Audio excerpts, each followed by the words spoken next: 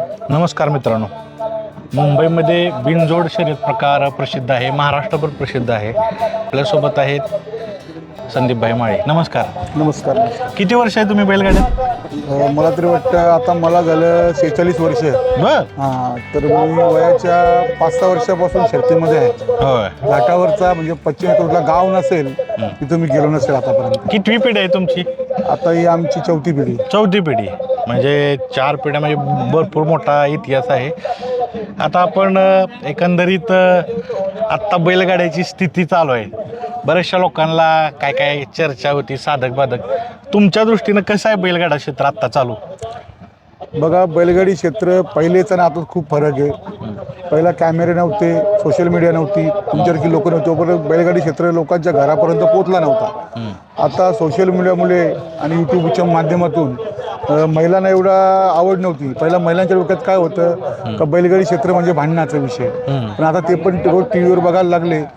सर्ती असल्या का लवकर स्वयंपाक बनवून आपला बैल कुठल्या गटामध्ये आणि कुठे पळणार ते त्यांना पण पहिलेच माहीत असतं आणि चिठ्ठ्या पण एकदा आधी निघतात. आता तुम्ही आता महिलांचा उल्लेख करताय, तर एकंदरीतच बैलगाडी क्षेत्रात बघितलं तर मुलाखत असो, भाषण असो किंवा कुठल्याही सोशल मीडियावर व्यक्त होण्याची भाषा, कारण महिला वर्ग बघितला जातो, तर त्या भाषेबद्दल काय सांगाल?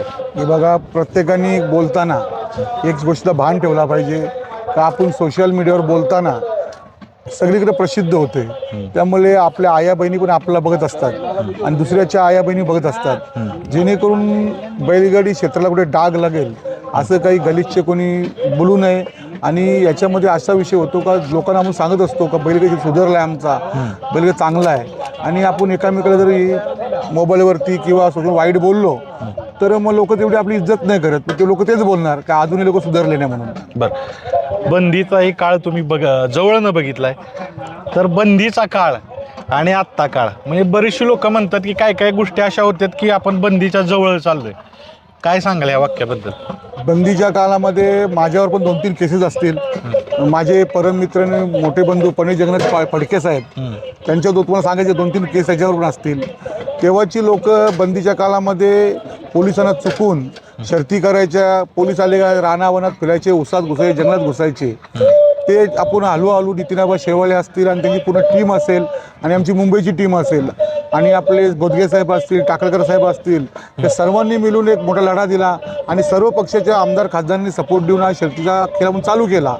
पण आता कुठे असं वाटायला लागलं का पुन्हा ते बंदी येणार आहे. कारण कसं आहे, प्रत्येक ठिकाणी लोक आपला एरिया बनवून खेळाच्या माध्यमातून लागलेले आहेत. कारण प्रत्येकाच्या मनात अशी भीती वाटते का बाहेर लोक जर आपल्याकडे खेळायला आले का आपल्याकडची बैलं असतील किंवा शेतकरी असतील यांच्यावर अन्याय होईल असा विषय होत चालला. त्यामुळे असं होता कामा नये. माझं मत आहे का सर्वांनी मिळून एकत्र खेळलं पाहिजे. ठीक आहे, आपल्या एरिया वाईज आपण जे आयोजक आहे त्यांनी जर मैदान ठेवली तर काही फरक नाही माझं मत. कारण तिथल्या बैलांना पण उभा भेटली पाहिजे, तिथल्या गाडा मालकाला भेटली पाहिजे. पण 2 महिन्यातून 3 महिन्यातून एखादं मैदान असं घ्यायला पाहिजे की जेणेकरून महाराष्ट्रातून सगळे बैल तर खेळायला आली पाहिजेत. त्याच्यामुळे वाद पण होणार नाही आणि बंदीचं सावट पण होणार नाही. मी माहिती काढली तर असं होतं की एखाद्याने याचिका दाखल केली सुप्रीम कोर्टामध्ये किंवा कुठे, तर पुन्हा आपला गालबोट लागू शकतो. कारण कसं असतं, कोर्टाच्या पुढे कोणी एवढा मोठा नाही आहे आणि कोर्टापेक्षा मोठा नाही म्हणून आपलं बैलगाडीचे टिकवायचं असेल तर सर्वांना बंधुभावाने खेळलं पाहिजे. राग द्वेष विसरून आपण सर्व एकत्र खेळलो पाहिजे. त्याच्यामध्ये तुमच्या सोशल मीडियावर चालणार युट्यूबर राहते, युट्यूबर बोलण्यापेक्षा तुम्हाला पत्रकारच बोलतो मी. अशा लोकांनी पुढाकार घेतला पाहिजे का काही वाईट, काही कोणाची बाईट असेल, कोणी अपशब्द बोलले असतील ते तुम्ही टाळलं पाहिजे टाकायचं. आणि सर्वांनी गुन्ह्यागोंदळ एकत्र राहून पुन्हा खेळ चालू केला पाहिजे. आणि पुन्हा सांगतो मी का तालुका वाईज किंवा जिल्ह्या वाईज ज्या शर्तींचा विषय आहे किंवा एरिया वाईज शर्तीचा विषय आहे तो पण ठेवला पाहिजे. त्याच्यामध्ये स्थानिक क्षेत्रांची वासरं असतील किंवा बैलं असतील त्यांना पण नाव रूपाला येतील, ते चांगल्या खरेदींची होईल. आणि दुसरी पण गोष्ट सांगितली मगाशी का त्याच्यासाठी आपण एखादं असं पण ठेवला पाहिजे का संपूर्ण महाराष्ट्रातून बैल एकत्र खेळली पाहिजेत. त्यामुळे आपल्याला कुठे डाग लागणार नाही का बाबा ह्या लोकांनी आम्हाला बंदी केली म्हणून. बरं, तेच ना, जे कुठल्याही भागातील स्थानिक खेळ वाढला पाहिजे, स्थानिक शेतकरी जागला पाहिजे, खरेदी विक्री झाली पाहिजे, हाच विषय आहे.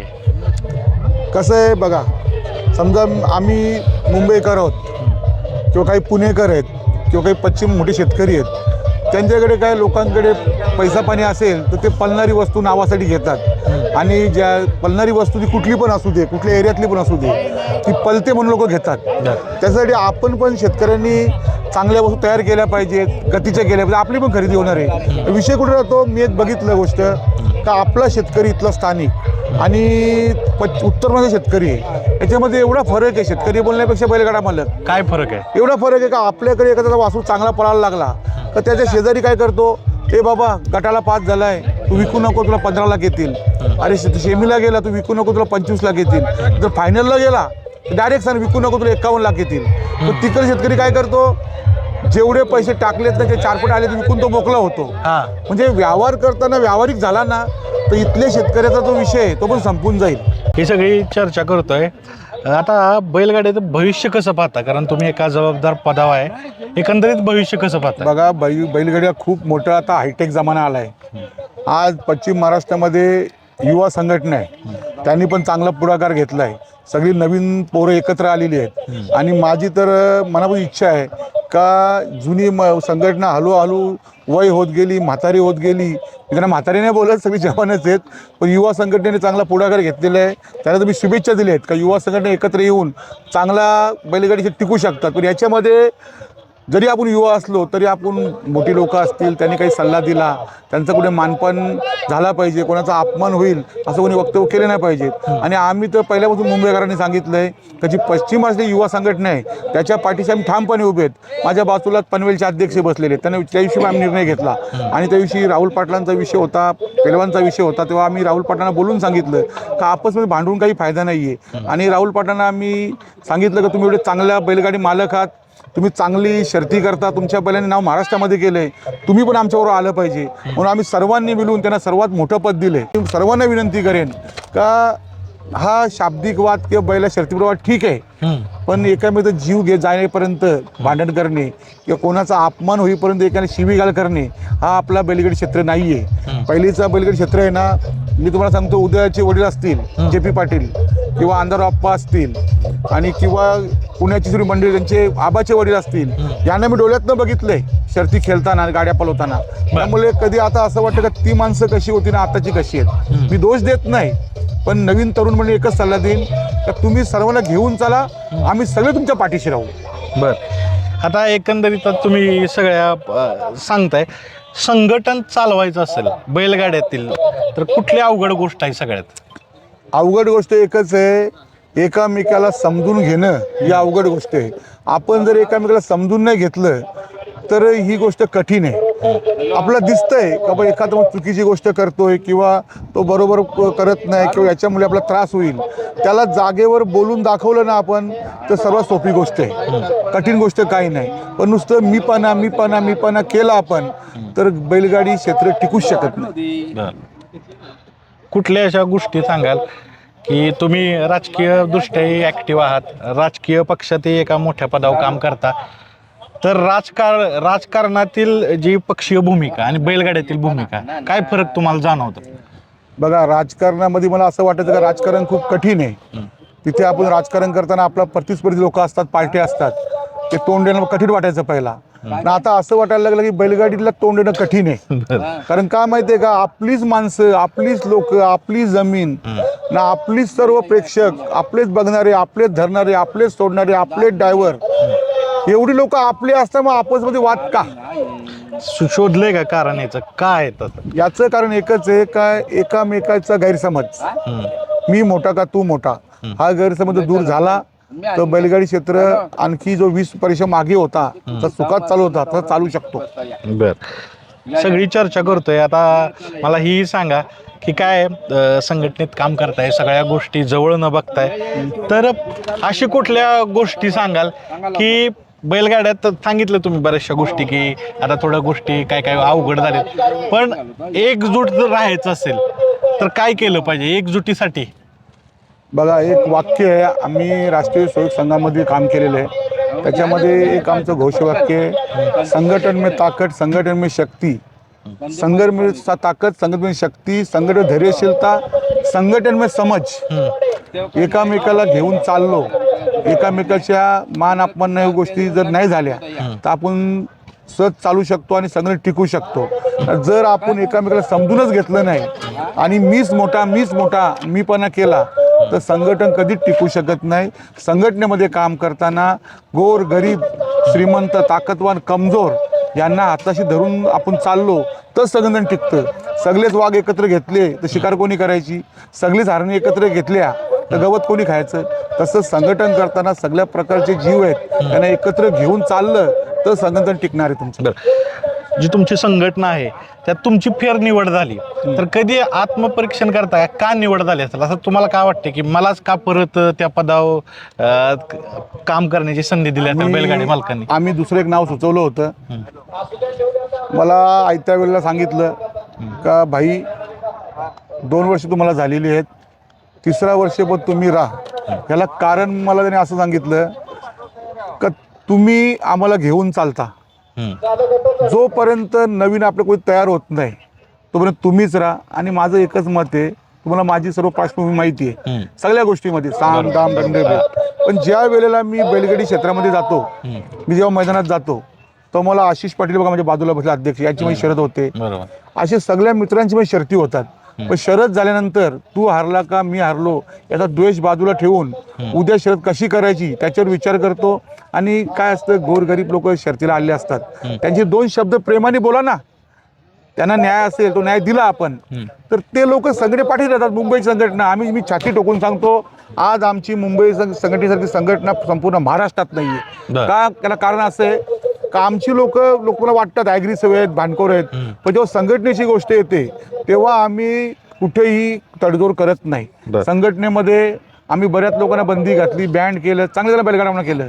पण त्या लोकांनी आम्हाला असं नाही विचारलं का तुम्ही आमच्यावर बंदीच का घातली, आम्ही आमचा बैल पळवणारच. त्याने असं नाही केलं. त्यांना पण माहिती आहे का संघटना नसेल तर मुंबईचा बैलगाडी क्षेत्र टिकू शकत नाही.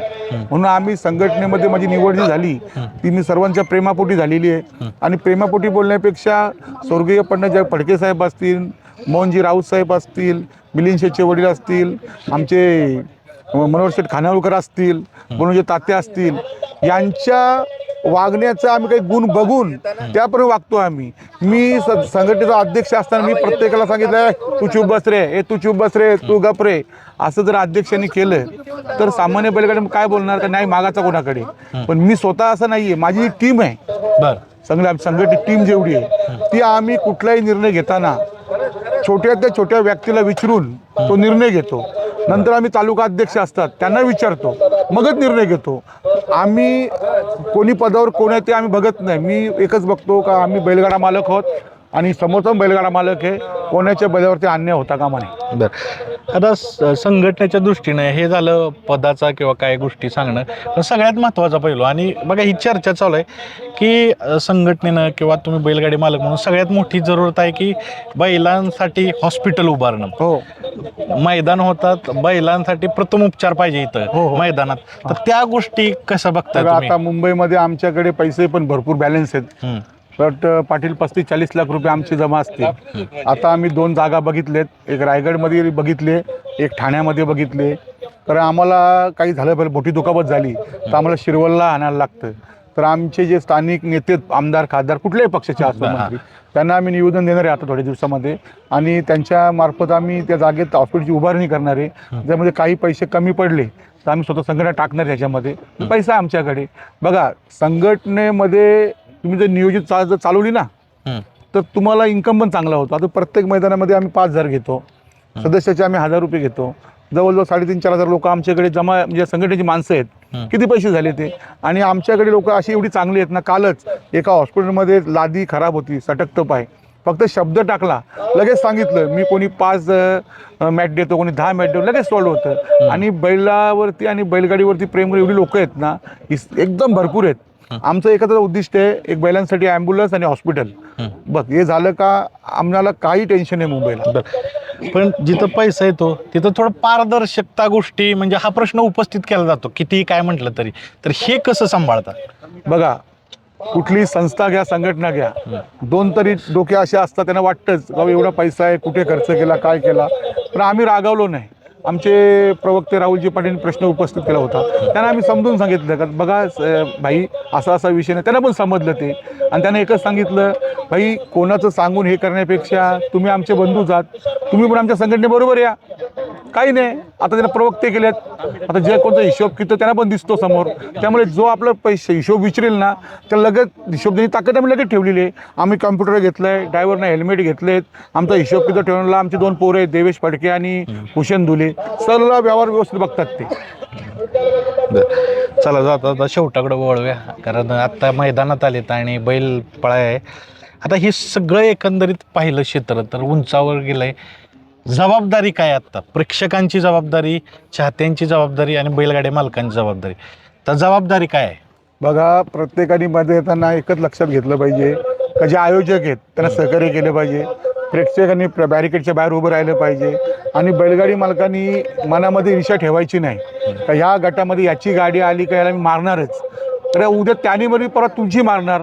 त्यामुळे दुसऱ्याला राग येईल किंवा माझं मन दुखेल असं गाडीवर उभं राहून शर्ट काढणे, पटका हलवणे, असं एखादी गोष्ट नाराज होईल असं कोणी करू नये. कारण आपण इथे येताना एका जबाबदारीने येतो का आपली बैल, आपल्यावर असणारी माणसं ही सगळी आपली असते. एखाद्या मध्ये आला, एखादा माणूस भेटला गाडीमध्ये, कोणाला दुखापत झाली, मेला गेला, तर ते केवढ्याला पडतं आपल्याला.